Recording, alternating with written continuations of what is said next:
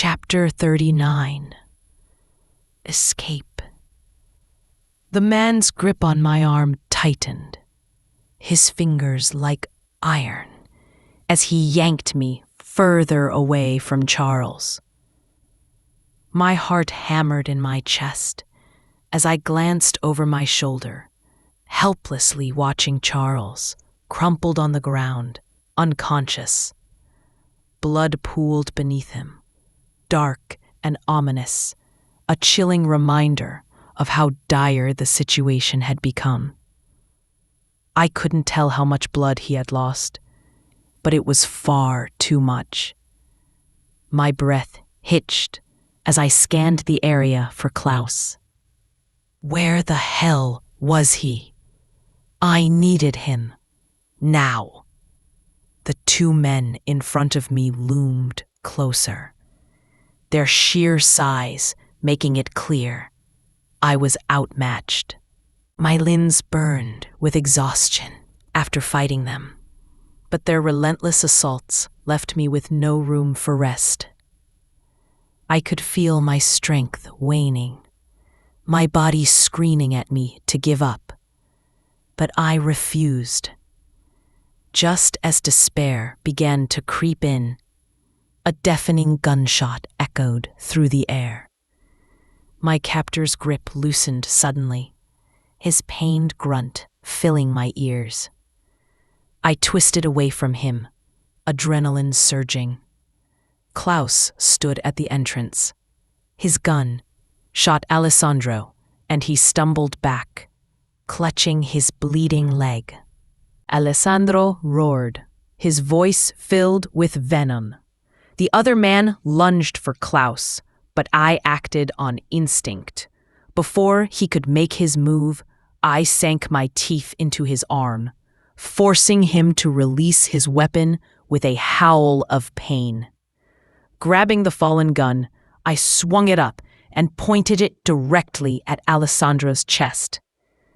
"Back off, all of you," I snapped, my voice steady despite the chaos around me, "or this bullet will find its way into his skull." The place fell silent for a brief moment, the tension so thick it was suffocating. Alessandro's eyes burned with fury, but he didn't move. "Drop your guns, now," I barked, my finger hovering dangerously close to the trigger. Alessandro's men hesitated, their eyes darting between me and their wounded boss. They were calculating their chances, but I wasn't about to let them take any. In one fluid motion, I moved behind Alessandro, locking my arm around his neck. My other hand pressed the gun firmly against his temple, ensuring no one would dare act rashly. "Klaus!" I shouted, my voice echoing through the place. "Get Charles into the car, now!" Klaus didn't hesitate. He rushed to Charles's limp body, scooping him up effortlessly. I watched out of the corner of my eye as he carried Charles toward the exit, his movements swift but careful. "Move!" I hissed, tightening my hold on Alessandro as I dragged him toward the back office. His men watched helplessly, their weapons on the floor, unsure whether to obey their boss's earlier command or prioritize his safety. The place seemed to hold its breath as I pushed Alessandro forward, my determination outweighing my fear. Alessandro was too injured to fight back, his face pale and twisted with pain. I forced him into the trunk of the car, slamming it shut with a loud, metallic clang. "Tit for tat, buddy," I muttered under my breath. Klaus revved the engine, and the car jerked forward, speeding down the desolate road. In the back seat, I sat with Charles, my hands trembling as I assessed the damage. Blood poured from a gunshot wound in his arm, staining his shirt a deep crimson. His abdomen was worse, multiple stab wounds, still bleeding profusely despite the makeshift pressure. I tore a strip of my top and tied it around his wound to stop the blood. His face was ashen, and his eyes fluttered weakly, threatening to close. "Klaus, get us to the hospital," I shouted, panic rising in my voice. "Are you crazy?" Klaus barked, his eyes flashing at me in the rearview mirror. "We can't take him to a hospital." "Why the hell not? He's dying, Klaus. He needs a doctor." "Because he's Ace," Klaus snapped.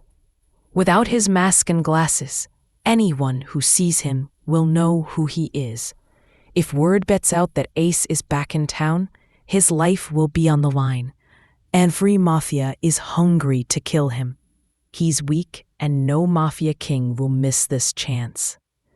His words hit me like a slap, but they didn't ease the panic clawing at my chest. Charles was slipping away, and I felt powerless. His eyes finally closed, and terror gripped me. "Charles, no, stay with me," I pleaded, gently patting his cheek, my voice breaking. "Open your eyes. You can't do this to me." My throat tightened as memories of him flooded my mind. His rare smiles, his protective presence, the way he always stepped in when I was in danger. I leaned forward, pressing a soft kiss to his clammy forehead. "I love you, Charles," I whispered, my voice trembling. "I can't lose you.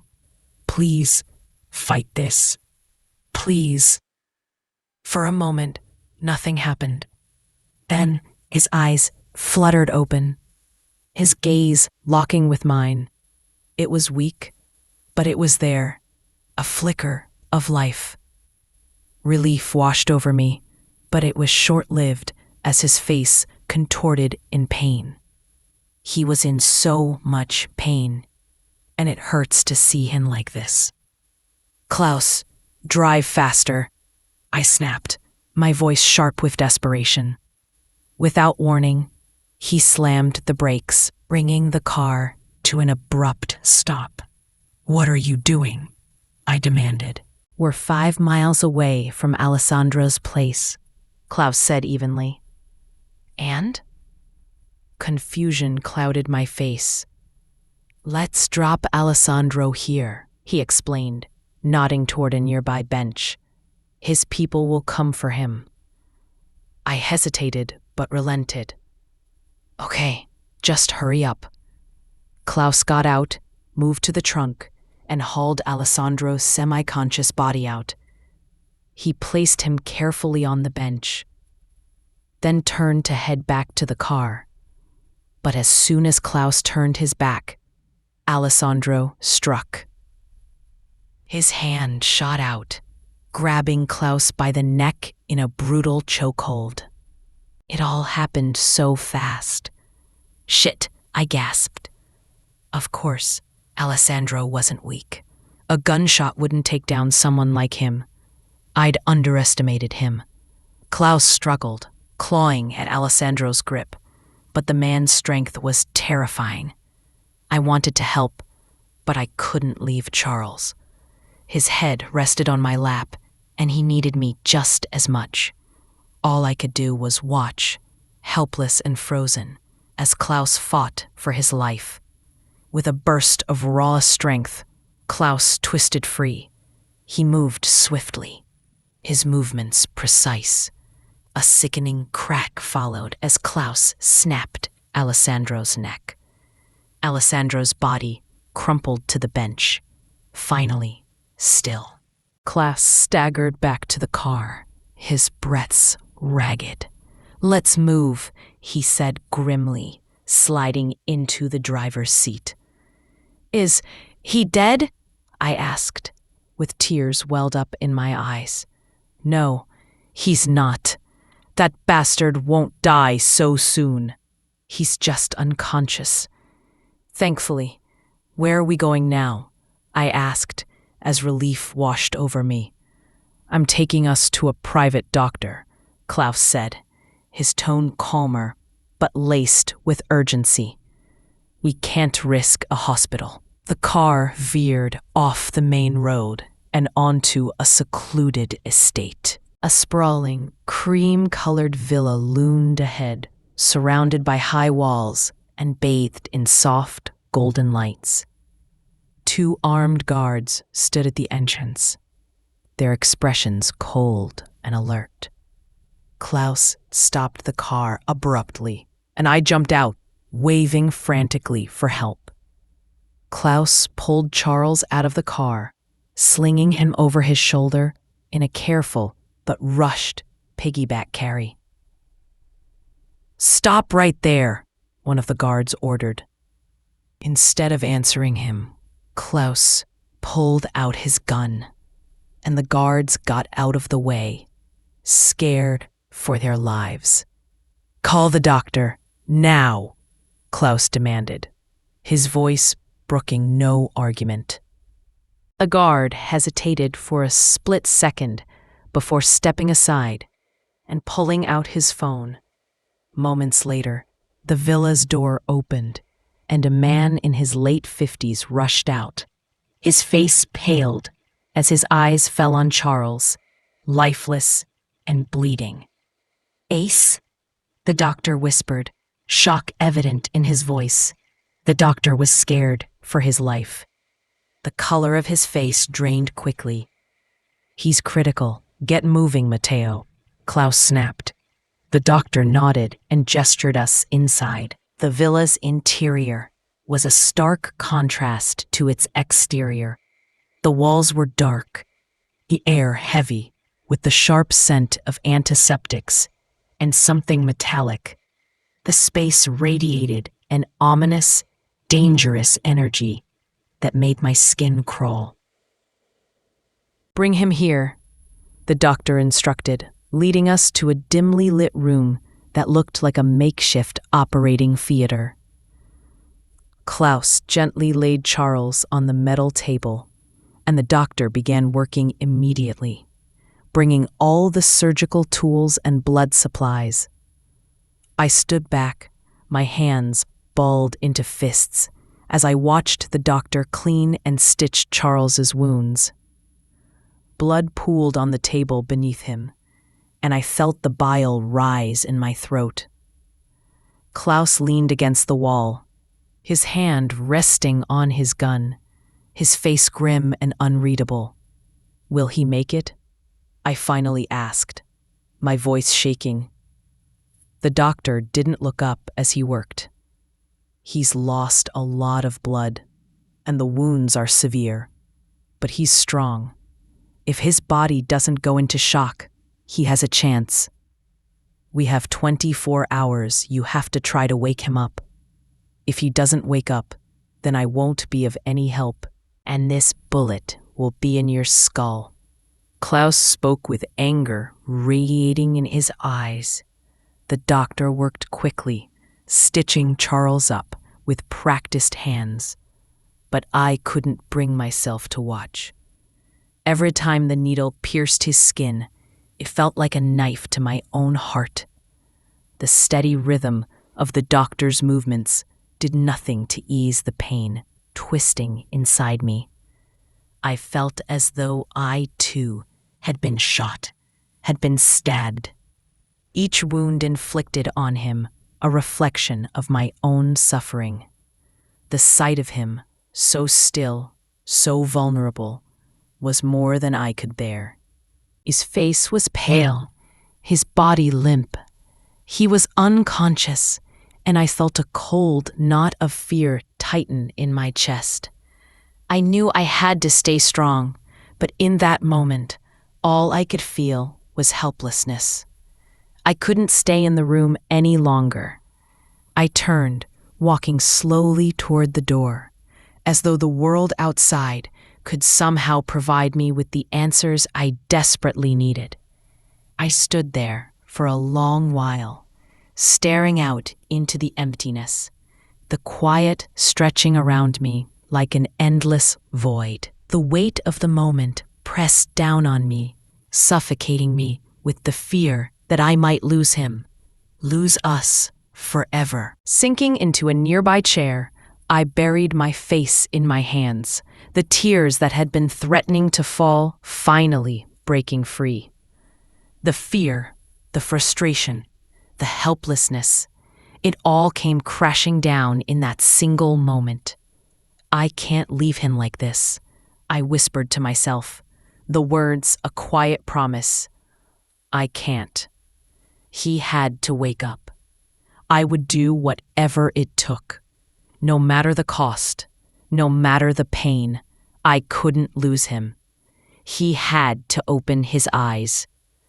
The door to the small room creaked open, and the doctor emerged, his face drained of color.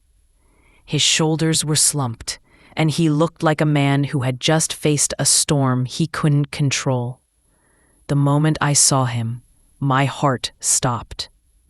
Please, please tell me he's fine, I cried, my voice breaking. I stepped forward, my eyes wide with fear, clinging to the hope that maybe, just maybe, Charles would be okay. But the doctor's eyes were full of dread, and I knew something was wrong. Klaus was standing by the wall, his patience thinning. He didn't wait for a word from the doctor. His hand moved quickly to his gun, the cold metal gleaming in the dim light as he pulled the trigger. The sound of it clicked ominously as the muzzle was aimed directly at the doctor's temple. For God's sake, Klaus, stop it, I exploded, my voice sharp with a mix of fear and anger. Everything doesn't work with violence. My pulse raced, my hands trembling as I tried to step in between Klaus and the doctor. I couldn't let him do this, not now, not when Charles's life was hanging in the balance. Klaus's grip on the gun didn't waver.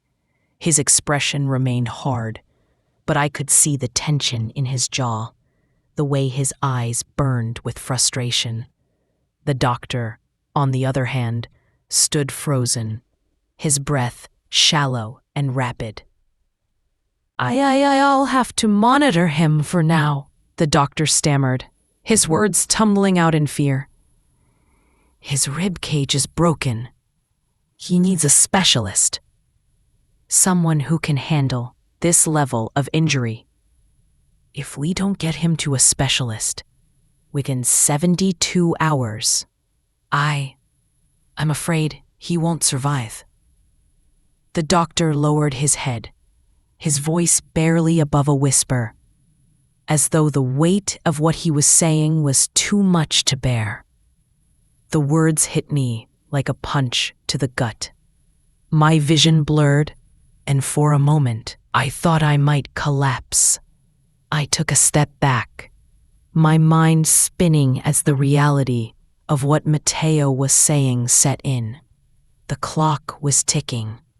Charles was slipping away. Klaus's face twisted into a mask of rage, his finger still hovering dangerously close to the trigger. What? Didn't you just say he'd be fine if the surgery went well? He snarled, his voice low and threatening. Without missing a beat, Klaus fired a shot into the room, shattering a vase sitting on a nearby table. The loud explosion of sound sent a shiver down my spine, but Klaus didn't flinch. The doctor flinched, his face paling even further. He looked as though he might faint. I didn't know about the rib cage injury when I first spoke. The punches, they were hard, too many, and I didn't see the damage at first. I didn't realize the extent until I started operating. His voice trailed off, and he shook his head, clearly terrified of the consequences.